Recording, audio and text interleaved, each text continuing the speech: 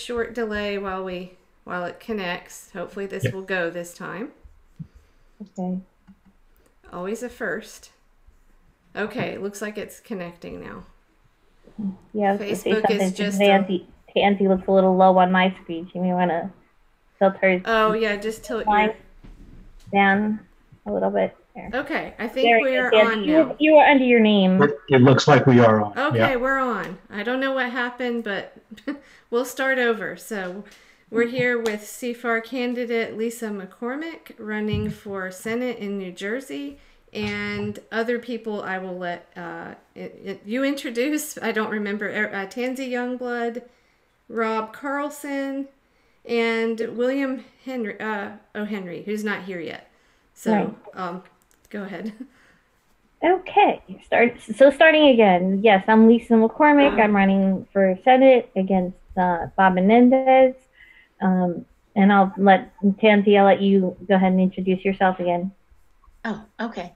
Hi, I'm Tansy Youngblood. I'm running for Congress in New Jersey's 2nd Congressional District. The 2nd Congressional District is the largest in New Jersey. It's in Cape May County, Atlantic County, Cumberland, Salem County, small part of Gloucester, Camden, Burlington, and Ocean counties. Okay, and then Rob? Yeah, I'm running in District 1, which is largely Camden County, with a little bit of Gloucester and a little bit of Burlington in it. But Camden County is the main thing. Okay. And so we're here tonight. I wanted to let everybody know that the reason that I'm running is that when I went to the ballot box and had a choice at my elections, that I had a choice between bad and worse. And I was really not happy with the candidates that we're electing and that we're putting in office. And so I decided that, I was going to look into why this is happening. Why don't we have better candidates? And the problem is the corruption with the people who are in charge. There's a lot of disadvantages that we as progressives encounter that the organization doesn't. For me personally, I had to go and get 1,000 signatures, valid signatures on the ballot, just to get my name put on the ballot. Which people asked me, I said, well, Bob Menendez, you don't have to worry about him. He probably already had the staffer go out and get his 1,000 signatures, and he'll have everything validated, and he'll have his done in time. So all you need to do is sign mine, because I want to give you a choice on election day, which is June 5th. And, I'm sure that all the people who are involved in Bob Menendez's campaign know, the election, when the deadlines for the filings are and when the elections are, and he has his constituents come out, whether it rains or not, people know to vote. But as a progressive, we have a lot of we have a big uphill battle. I mean, one of the disadvantages is money. He'll have $7 million in his war chest, and we have, what we can put in the bank. And when I went to the Democratic Party and said, I'd like to have my name on the ballot, they said, well, how much money do you have? And I said, well, I don't have the $7 million that Bob Menendez had. And they said, thank you very much. You don't have a chance of winning. And so when you start with, running for office, and you already know that it's going to take time and money that you may or may not have, the last thing we need are these other obstacles that favor the incumbent.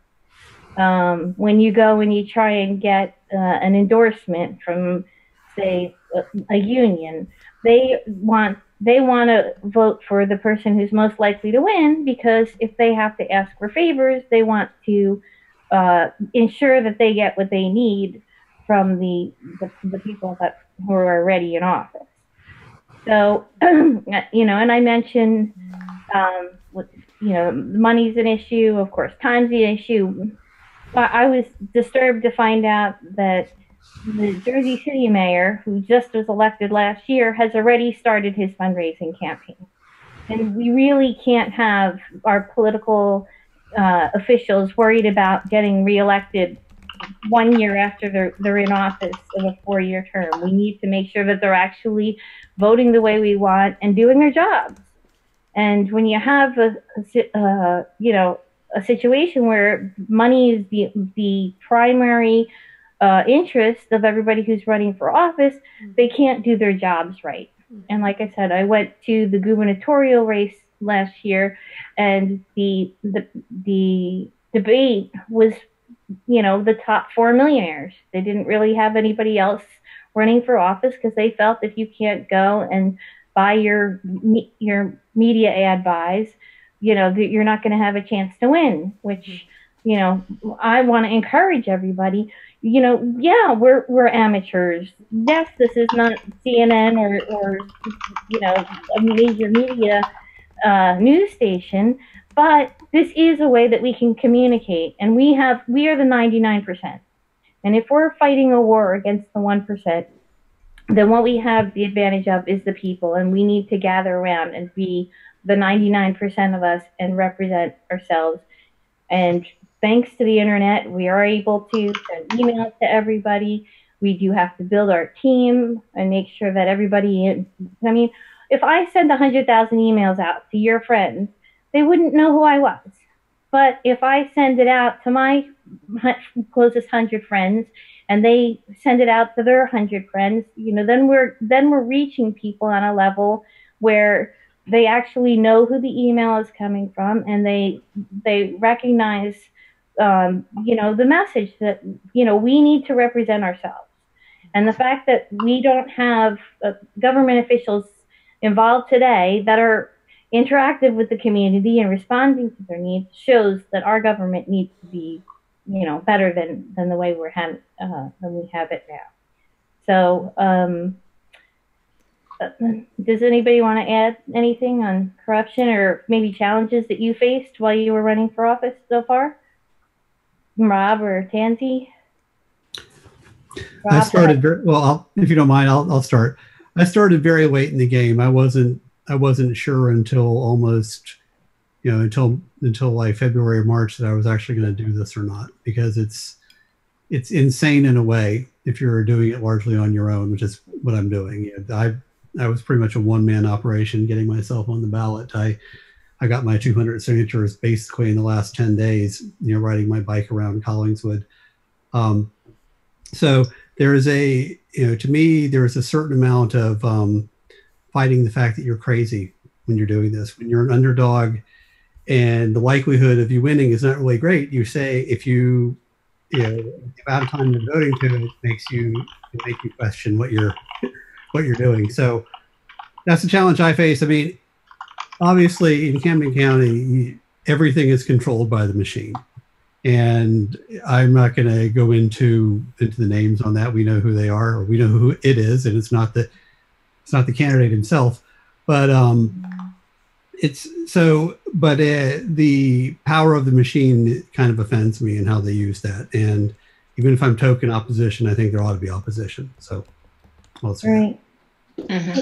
Thank you. And Tansy, have you? It was all smooth sailing for you, right? Everybody just gave you a bunch of money and said, "Go ahead." You know what? There are so many obstacles that we have to overcome. But I do like what you said about the numbers. There's strength in numbers, and that's what we have to do. We have to get our message out to the people, because it is the people who will elect us to these offices. And that's very important. Unfortunately, money is a big part of this. That's why we need to end Citizens United in this country, because it only makes things worse. And it shouldn't be about money. Unfortunately, it is about money. And people with big money networks are in politics. The lawyers, the bankers, the business people who have those large money networks, individuals like you and I, we don't have those big networks that we can get that kind of money from. So we have to rely on the small dollar donations. And it makes it difficult, it makes it hard. But like you said, what we have to do is we have to communicate with each other. We have to, the name recognition is another thing you talked about that is very important. And the only way we're going to do that is to do things like we're doing tonight. And of course, we have to stay in communication with each other, and we have to help each other get our messages out, because it's very important. If we don't, we can't just give up. I mean, my campaign, I started really early in this campaign, and I've managed to gain a lot of national attention. I did, Emily's List was instrumental in getting this campaign started. They haven't endorsed officially, and the reason they haven't is because I haven't raised the kind of money that they would like to see, so it goes back to the money. But the bottom line is my campaign's always been about education and empowerment, and that's what we do. We educate people the way the system works. A lot of people are surprised, shocked when they hear of some of the things that I have to go through. It really is. It's shocking to me as well.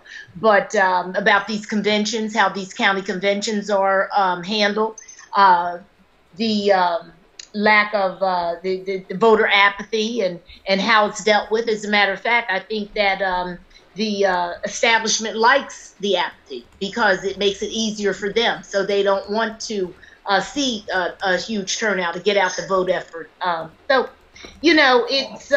it's disheartening, but you can't just give up.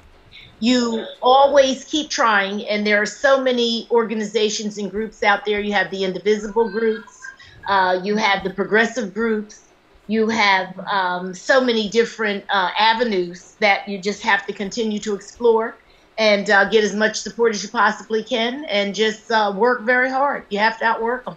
That's for sure. It's not easy. Right. Yeah. In fact, I was making notes when you were talking, because there are things like the fair minimum wage. Basically, without a middle class, we don't have a democracy. And the corporations and the media want you to believe that we should allow corporations to roam free and not pay their taxes and make as much money as they can. And we have to realize that corporations, when left to their own devices, they're not going to pay fair minimum wages. They're not going, or fair living wages. They're not going to protect their environment. They're not going to look out for the people. And we've seen this. We're waiting for the corporations to grow a moral code and say, okay, well, I know it costs a little more to pay our employees a living wage, but it's the right thing to do. And asking, without having representatives and without having a government to speak, to control these corporations and ask them to do what we want them to do, we are basically letting them go unregulated, which, again, since they have the money, and a lot of the money is a big problem because they are able to perpetuate messages that are false. They like to tell us that big government's bad. They like to tell us that we shouldn't tax the rich, or we shouldn't have taxes. They like to tell us, we've proven things like climate change is real, even though they prefer to tell us that that's not, and smoking is good for you, which we found out the hard way of many, many people dying. That just because they control the media doesn't mean they control the facts. Donald Trump likes to talk about alternate facts. No, facts matter, and facts are facts. They're not opinions. And, we have to make sure that we're calling out, corporations will argue they want free speech to lie to lie to the public. Well, you know what? I want the corporations to be required to put the labels on food that tells us that there's poison in it, or what they're, and to be regulated in some way. I don't want the cheapest products that, off the shelf that's going to be spoiled by the time I eat it because it was cheaper than sending it through a refrigerated truck. So there's a lot of good that government can do. The other point being, like, when we talk about taxes, the reason the progressive tax is important is, say you're driving along and you get a speeding ticket, and your speeding ticket costs you $100. Well, if you're a poor person, this $100 might be your food money for the week. And if you're a middle-class person, it might be, half your food money for the week. And if you're a wealthy person, you have your accountant pay it and you just do it again. And so having a fair, if we think that everybody should pay the same rate or everybody should pay fairly, well, it has to be based on your ability to pay. And when you have people making as much money as the 1% do, and they're not paying their fair share, we are actually giving them more power than the government has. And if they have more power, then we're not able to effectuate any of the changes that we have. And you mentioned the progressive groups, and I love the progressive groups. I want to remind the progressive groups that we are the 99%. We really do. We're new to politics. We get bogged down with the details. I don't like her because she wants a $12 minimum wage, and he wants a $15 minimum wage. So we're enemies. We're going to not vote for each other. We're going to let the other side get elected. And my favorite unifier is, we are the 99%. A 1%er is not going to be online today worried about what we're saying. I mean, we see this with the people who are in office today. They have their money, they have their donors that they talk to, and everybody else just fades into the background for them. It's not important.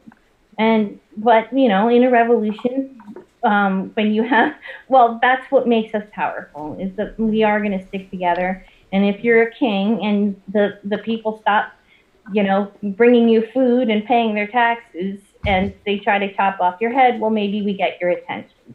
And what we have to do as progressives is stop separating each other. Somebody said to me, well, how do you feel about, immigration, or how do you feel about gun control? And I said, how can anyone who has a heart knows the right answer. Like, you don't have to know that it's wrong to lock people up or that it's wrong to let people carry guns to school. I mean, when Donald Trump said, if you come to school, we'll kill you, I was thinking, but I send my kids there. I don't want teachers to have guns. I don't want to make this into, a police state where we're afraid to go to, we're afraid our shoelaces untied and we might get shot. So there's just so much in the way of common sense, and that we have to get involved, and we can't let the fact that the people in power are just kind of cozying up to their donors and constantly trying to get reelected.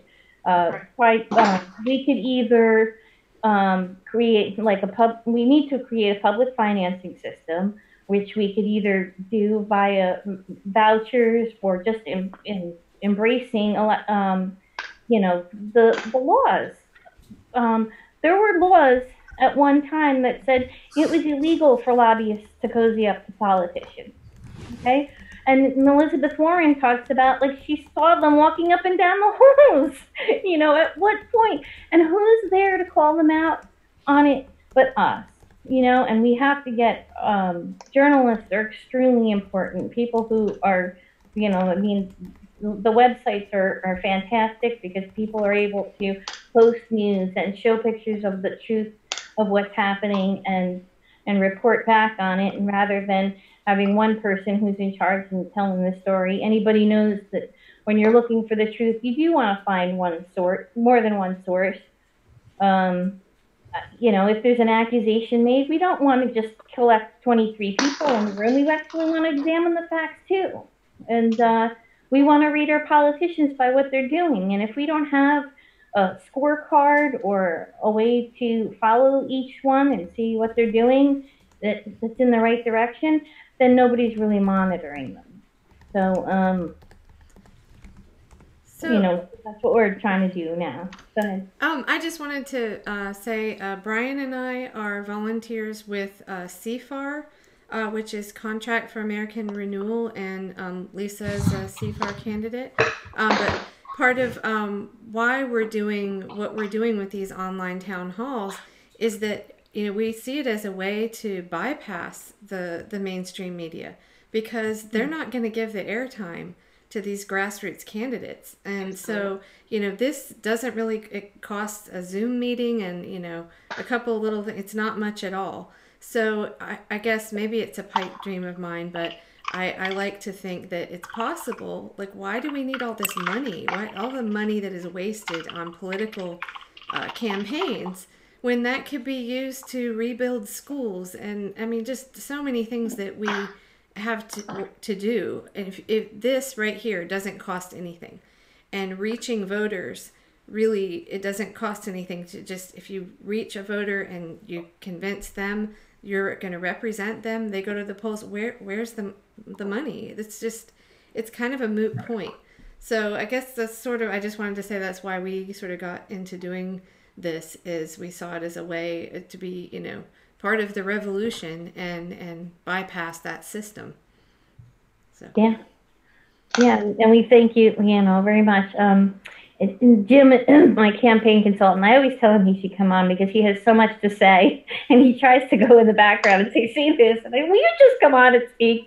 Because he does. I mean, I said, the chant, show me what democracy looks like, or this is what democracy looks like. I pointed him and I said, you're what democracy looks like, because he's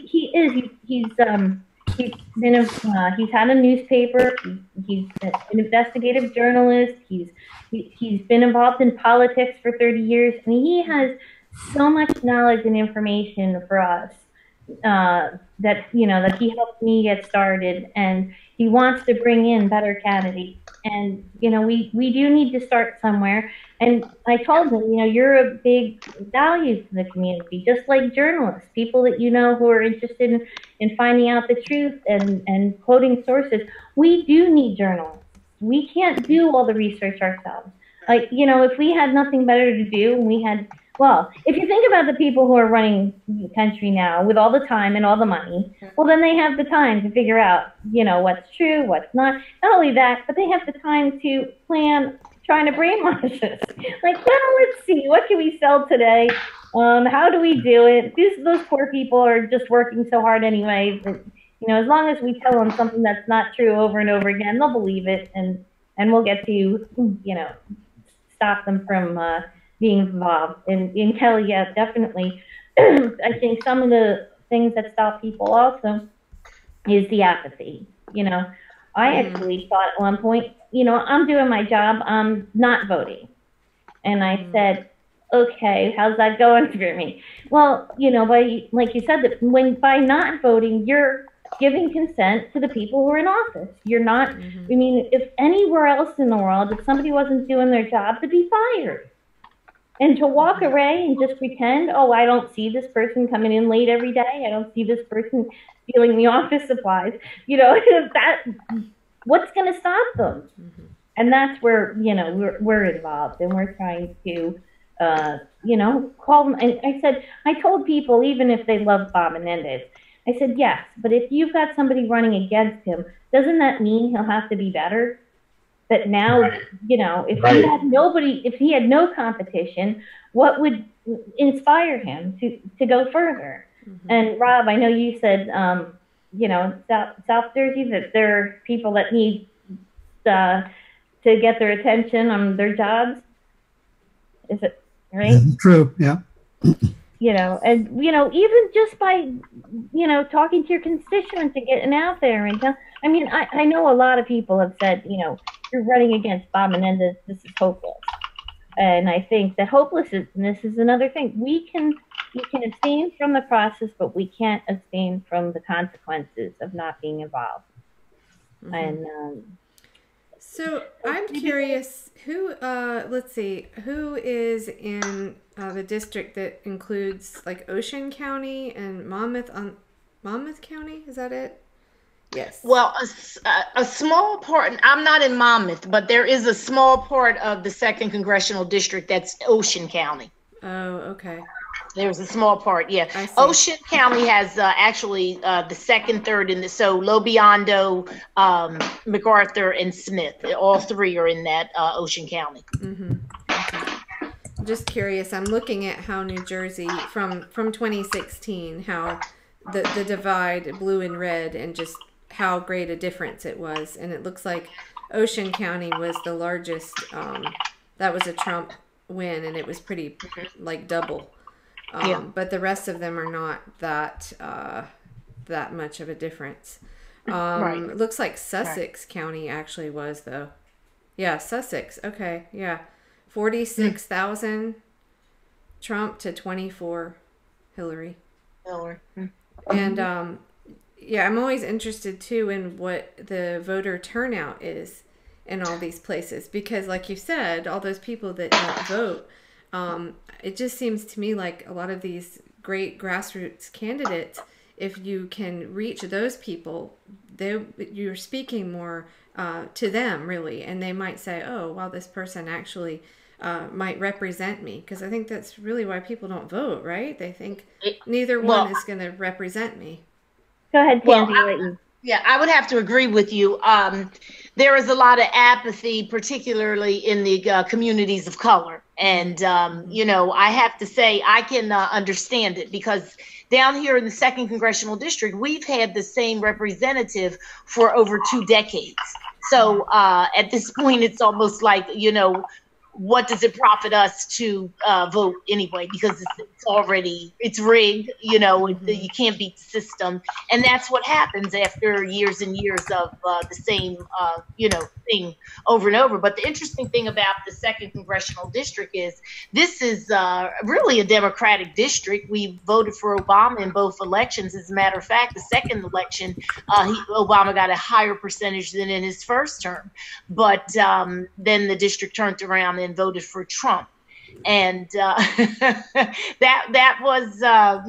was interesting. But these people, they want to change. They're what I call the change voters. And the colors of community came out for Obama because they felt that they had a choice then, someone who, represented their interests, and they were willing to come out. But I think with this congressional seat, there was the Democratic leadership never put up a viable candidate to go up against the Republican. They were fine with him in office. So, after 2 decades, people were like, why bother? And that's why I decided to run, because I want people to know that they do have a choice, and that there is, someone, a woman who is running in for this seat, and a woman of color who's running for this seat. But of course, I want to represent all of the people in the 2nd Congressional District. And it's been difficult because the party has done just about everything it can to derail my campaign, but in spite of it all, I continue to fight. And, and I've had some national coverage down here for this, for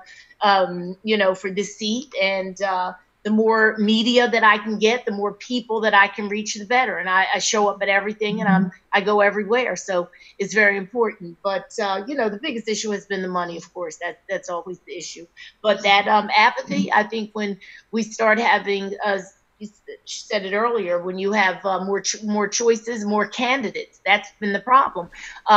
People don't have candidates that they can relate to. There aren't enough good candidates running. It's the same people backed by the party bosses, the same people who've been in there for 3 and 4 terms. And a lot of people are reluctant to go up against an incumbent because, they don't want to lose, and that's what it seems to be. It's just it's politics as usual. But we just have to shake things up. We have to keep running. And I got a letter from Elizabeth Warren the other day. She said, keep persisting and resisting. And I think that's what we all have to do if we want change. We just can't, take a back seat. We got to keep it up. Yeah, and on to Kelly's point, you were asking about the voters, and the Jim looks up the numbers, said 1 out of 22 people will actually vote in the primary on June 5th. So it's not that we're fighting against the incumbent so much as just the apathy. Right. You figure and Tandy, you got to go out there and you got to talk to 88 people to get 4 votes. I mean, it really, it's really tough. It's really an upward battle, but, and I said at my engagement tonight, I said, but there's hope. We don't need the masses to win, just a tireless, irate minority. So, we just have to, good point, to get everybody, wake them up. And I said, everybody needs to be involved, because if I send out 250,000 emails, they say, who's Lisa? Why should I vote for her? But if you send it to your 10 of your friends and they send it to 100 of their friends, they'll know who you are, and they'll relate. Right.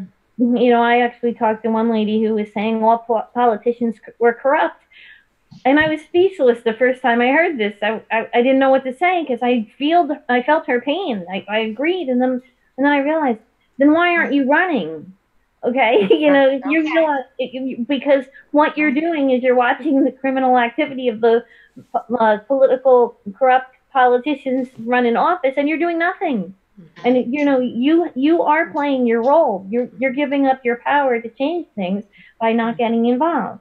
And to Tandy's point, the Trump voters are angry. They are tired of being ignored by the people who are running for office.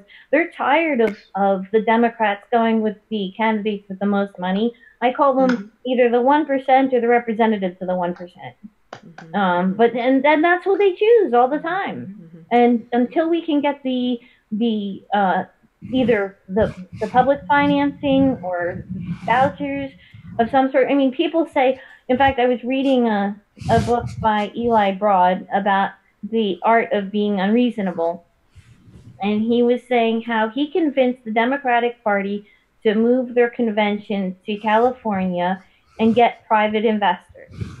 Okay, the private investors in turn take a tax write-off.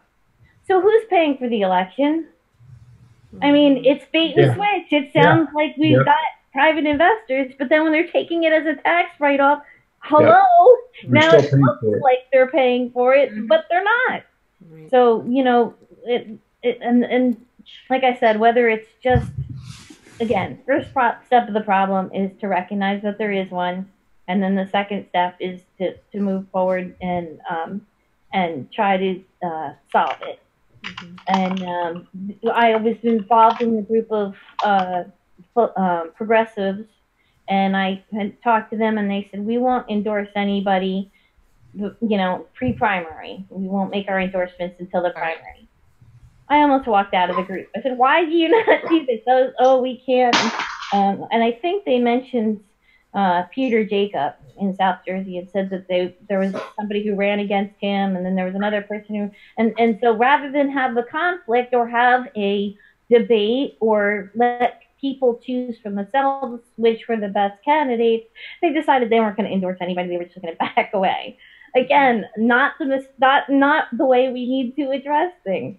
I had a friend of mine said, I don't want to vote for you. I want to vote for somebody who's more moderate. And I said to her, okay. And then, the filing deadline comes, and there's Bob Menendez and me. And I'm like, well, where is your more moderate candidate? You didn't run. You didn't put your name on the ballot. You could be waiting a long time because that person just didn't appear. And I also spoke tonight about people are under the impression that you have to be qualified, that you have to be in the Senate for a long time to know right from wrong, or you have to have a lot of experience. And I said, we have to change that perception of politicians and realize they're the repeat offenders. We want people who are going in there and representing us, not who know right from wrong, who are in touch with each other, who drive over the same potholes, see the same problems in the school system, not people who fly overhead in their private jets and say, see you tomorrow. Well, I always say that the House of Representatives is the House of the people. So you know what? We need average, ordinary people in the Congress to represent us. That's what we need. I'm a retired teacher. We need retired teachers. We can't seem to get education policy right, yet we don't have any educators actually writing policy. We can't seem to get healthcare right, yet we don't have physicians making public policy. So, how do you expect to get things right if we continue to put businessmen, lawyers, and bankers in office and have them making policy and that we're all forced to live by? So we've got we've got to get ordinary, regular people in there, people who, have been unemployed, people who have taken care of sick parents, people who have, who know what it's like to put kids through college, people who have an enormous amount of student debt, people who have had their houses foreclosed on, average, ordinary people who know the struggles that average, ordinary people go through. And we need to encourage these people to run so that we can truly have a Congress that represents the people and is really a voice of the people. The people we have in there do not represent our voices. That's not our voices that are being heard. It's the voice of the wealthy, the well-connected, the privileged, and the entitled. Yes. I'd like to say something about your point about, forget where you said exactly, a particular county that had voted for Obama twice. and then Well, went red? yeah, it was actually I was just given an overview of the second congressional district because Okay. Obama won the first Uh-huh. his first term, and then second term the second congressional district voted him in again at a higher rate, and then they voted for Trump. Mm-hmm. They So voted for Hillary. our very first online town hall we did was with Marcia Squire, and she lives in Macomb County, Michigan, and that was one of those counties that did the same thing, but it was like by 20 points. It was huge. And you know, you could look at that and say, okay, what's going on here? Obviously, you know, to borrow James Carville's old, you know, line, it's the economy, stupid. You know, and I think that's really, it's pretty obvious. But, you know, if I were running, I think that I would probably steer away from just kind of bashing Trump and talk about what he's doing instead of what he's, you know, as a person, but talk about his votes. And because there's another CFAR candidate, Gerald Wong, and I just watched a video of his last night, and he's talking about how he drives a truck. He's running as a Democrat. Anyway, he here in North Carolina, he drives like long haul transfer trucks, and he was saying he meets a lot of people that voted for Trump and they feel duped. Like they did it because it was an anti-establishment vote, but they felt like that was and they feel duped. They feel embarrassed by it, and I'm paraphrasing. Can I interject something here? Yes. Go ahead. And I think that Trump is I've said my feelings about Trump, and I think actually in cases that I found that it strikes a chord to be against him. But the greater thing is Trump is the Republican Party. Trump doesn't happen without the Republican Party. Trump doesn't happen without the Republican Party backing him lock, stock, and barrel so they can get their justices. They wanted whoever they could to get their policies. Trump happened to be the convenient one for it. They would have done that with whoever happened to get the nomination. You know, sure. You would have gotten the Gorsuch in, you would have had all these environmental things. They would have happened with anybody who would have gotten that. Now, it just so happened that the Republican, and this is what I say, that the Republican Party was willing to embrace somebody who committed treason to get their way. They were that low in order to do that. And I think, yeah, you know, it's like, okay, you don't want to dwell on Trump, but you damn well should dwell on the Republican Party, because that's what the source of this is. I have to ask, you have to stop you there. I'm sorry. Is there evidence now that he has actually committed treason? I'm gonna go out on a limb and say, yeah, and I say that, you know, I say that because he knew that there was communications going on with the Russian government back in July. I mean, that was well known, and it was mentioned. Paul Ryan, you know, there was that conversation that happened with Kevin McCarthy when he said the two people who have a direct line to Putin are Dana Rohrabacher and Donald Trump. And he said, honest to God. And Paul Ryan said, we don't talk about that in public because we're a family.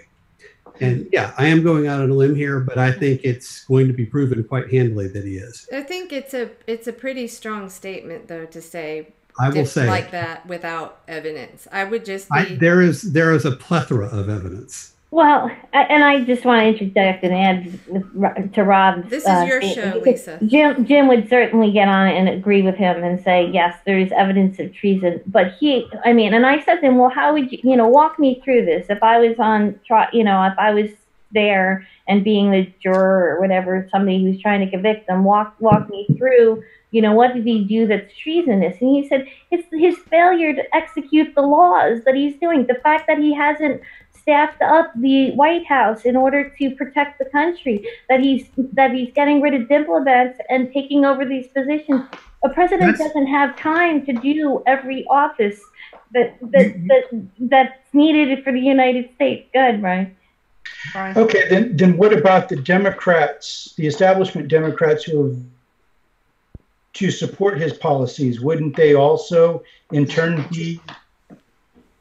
Interesting point. I'm not talking about his policies. I'm not talking about his policies at all. I'm talking about the fact that a foreign government was trying to interfere in our elections. There's no evidence. Okay with that, and he encouraged that. So that's an attack on our society. When a foreign government tries to interfere in our elections, that is an attack on American society. It's an attack on America. And when you are aiding and abetting that and encouraging that, yeah, treason.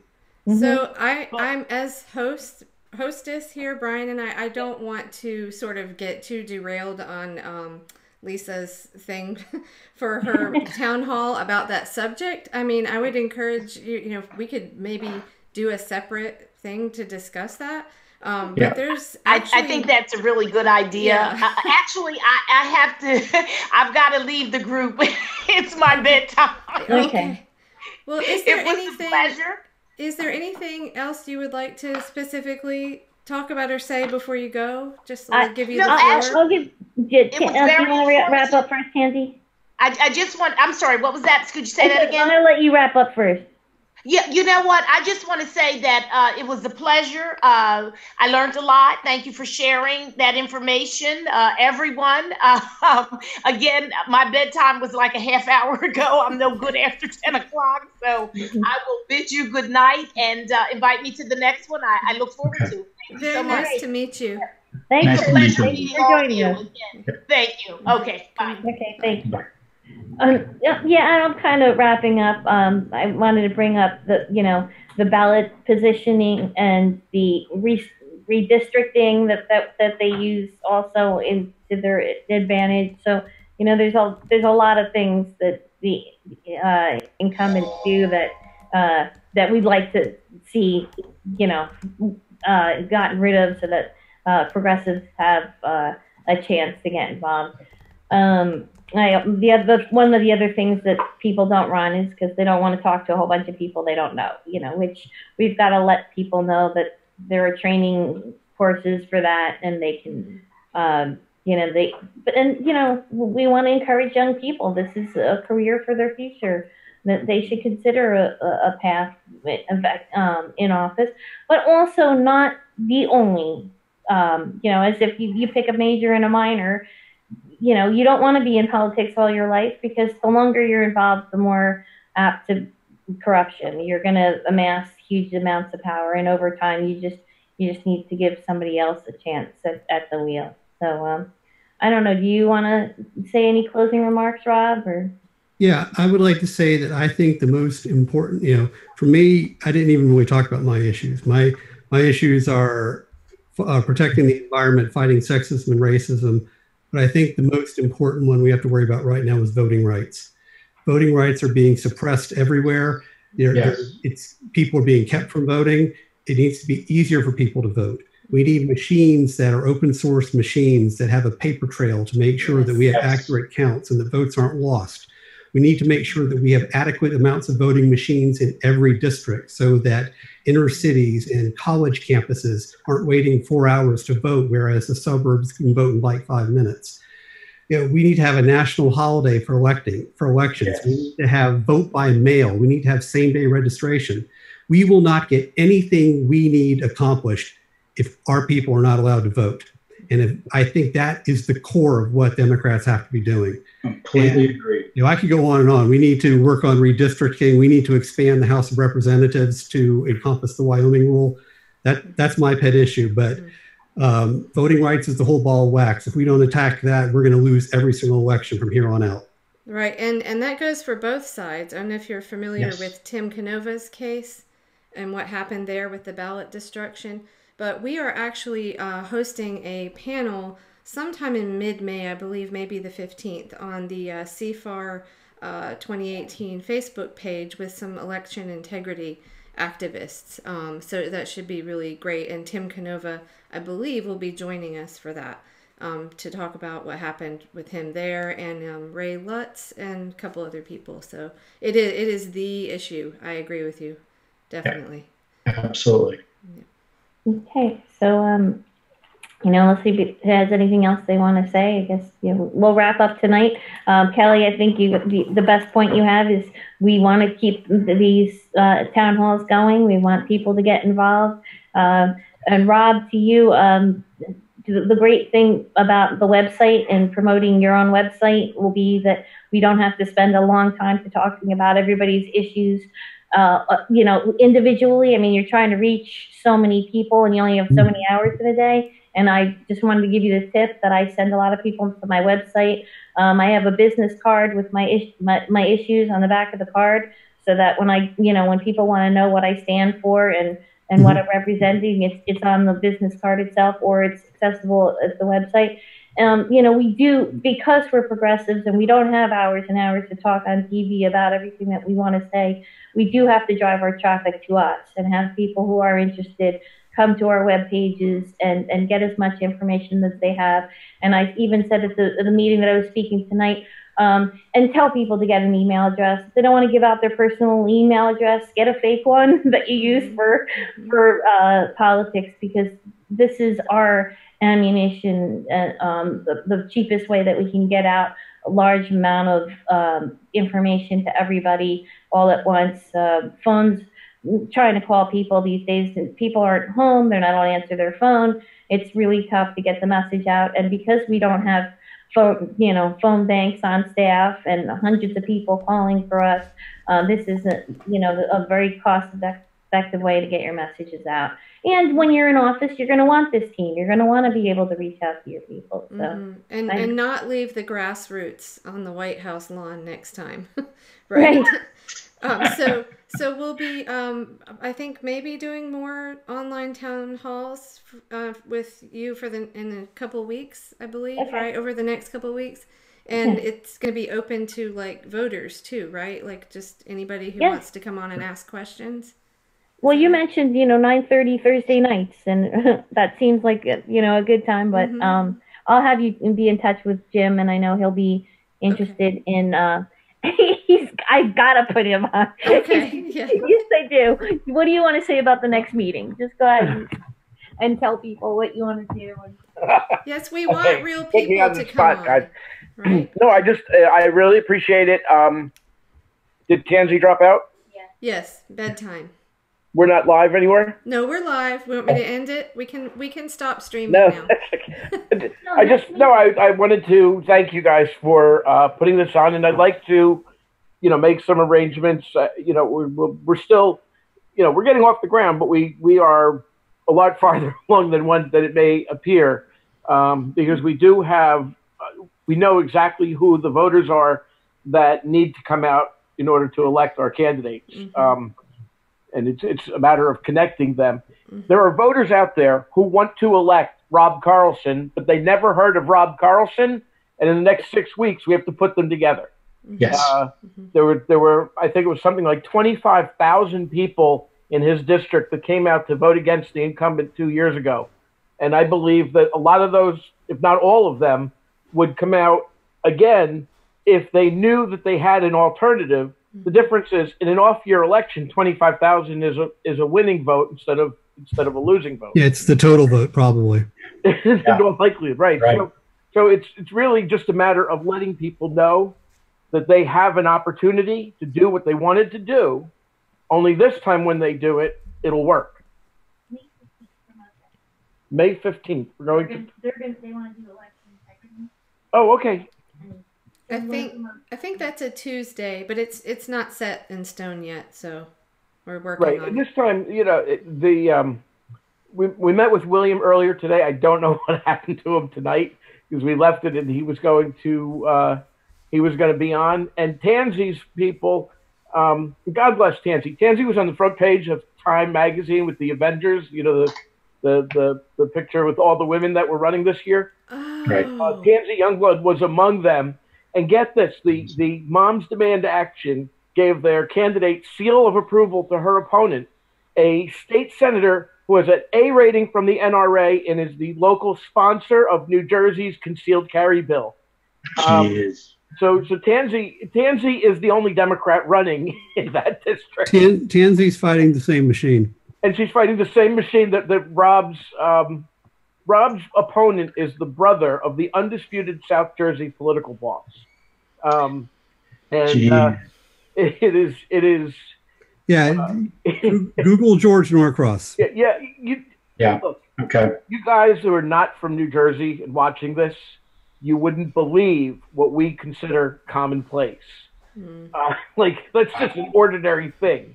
But we have a slate of candidates this year Lisa McCormick running against Bob Menendez. She's the only person that stepped up to challenge a guy who has distinguished himself by being one of only 12 U.S. senators in history to be indicted while in office. He was today severely admonished by the Senate Ethics Committee. I'll go through in the first district. We have Rob Carlson running against a dangerous and Republican incumbent Democrat. These are Democrats in name only. We have Tansy Youngblood, who's running in an open seat, could very well be elected to Congress. She's doing a spectacular job with limited resources. And the DCCC has conveyed upon her opponent, this Republican in all but name, the red to blue status. Same thing happened in I think the 4th district, where we have Jim Keedy, who's a bona fide progressive hero, the guy that Chris Christie told to sit down and shut up after Hurricane Sandy. He's running against a military veteran who's looking to challenge a Republican in the 4th district. In the 6th district, we have a guy named Javon Walker, a young man who's running against a longtime incumbent, somebody probably the dean of the New Jersey congressional delegation, been there longer than any other Democrat in the House of Representatives. Let's see. In the 7th district, we have Peter Jacob running. Again, he was the 2016 Democratic nominee to run against Leonard Lance, and this time a former State Department official, that's spelled CIA, is running for Congress on the Democratic organization line in every county. And amazingly, this guy who used to work for a nonprofit organization raised about $1 million in a month for his campaign. Even though, he hasn't been in New Jersey in God knows how long, because he's been working in Washington, D.C. at Foggy Bottom. And William Henry is running in against Bill Pascrell in North Jersey.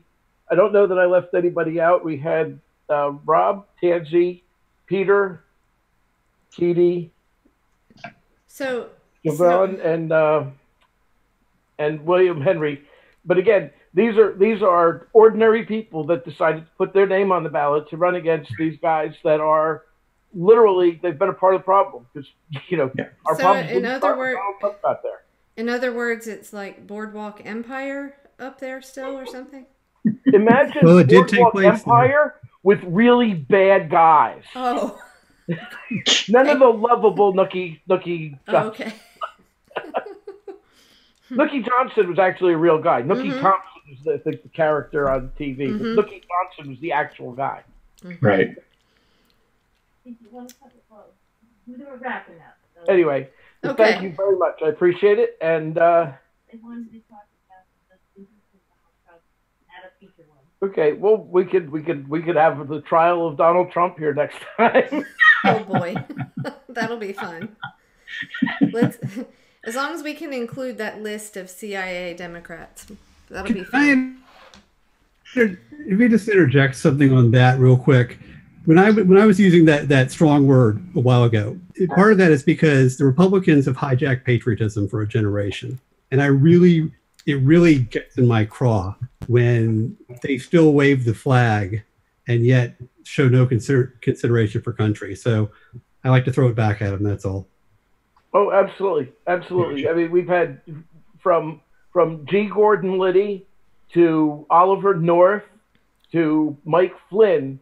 We have the Republican Party has a proud record of engaging in treason and abusing everything that America stands for, and then turning around and trying to tell good, honest, decent people that they're better than we are. Because I guess in some respects that's the American way. Yes. So I am just want to clear this up. I'm a registered independent. I've never voted Republican. I just want to get that out there first. But if we're going to go there, we're going to have to talk about Hillary Clinton also. So yeah. I think to be objective, I think that's fair. We have listen, nobody here is defending Hillary Clinton or anything that she's done. But for what the Republicans have done, what the Republicans have done is everything that the worst Democrats have done on steroids. It's just Yes. the magnitude is so much greater. I mean, again, Oliver North, if you lived through that episode when the United States was trading arms for hostages and saying, we don't trade arms for hostages, and they were trading arms for hostages so that they could illegally fund a war in Central America that the Congress had forbidden the U.S. government from funding. Mm-hmm. I mean, that the magnitude of these crimes is... Well, now we have Syria, but we'll be here all night. That's right. If we go down that road. I'm happy to do it, but we should probably set up another time to get into that. But yeah, I think it's important to try to look at all sides. But and just the facts. I have a problem with the mainstream media now, like a big problem with them. As someone with a journalism degree and watching how biased the coverage has been, is a little alarming. But you have to be kind of really paying attention to notice, I guess. I don't know. I think I'd maybe mentioned to you in a private conversation offline that Lawrence O'Donnell told me that Bernie Sanders was not cooperative, and that's why they didn't give him more coverage during the 2016 election. Well, you heard what Ed Schultz... 3 days later that Ed Schultz came out and said, MSNBC told me not to cover Bernie. Exactly. Yeah. So I mean, you have to look at it. You Yeah. have to look at it that way, that, you know, we have a situation where we have the establishment corporate Democrats, and I'm sorry, but they are in collusion with the mainstream media. And so when you're reading stuff, it is coming from that angle. And it's just important to remember that. You know, I'm no Trump supporter, but we need to be objective. And, we do, but they're less wholly owned than Fox. They're less tied to... the Democrats are less tied to CNN and MSNBC than the Republicans are to Fox. Really? Well, but you know what? Donna Brazil? The bottom line, though, is that... I mean, look, CNN employs Jeffrey Ward. Well, at least they did. I'd rather be robbed than raped.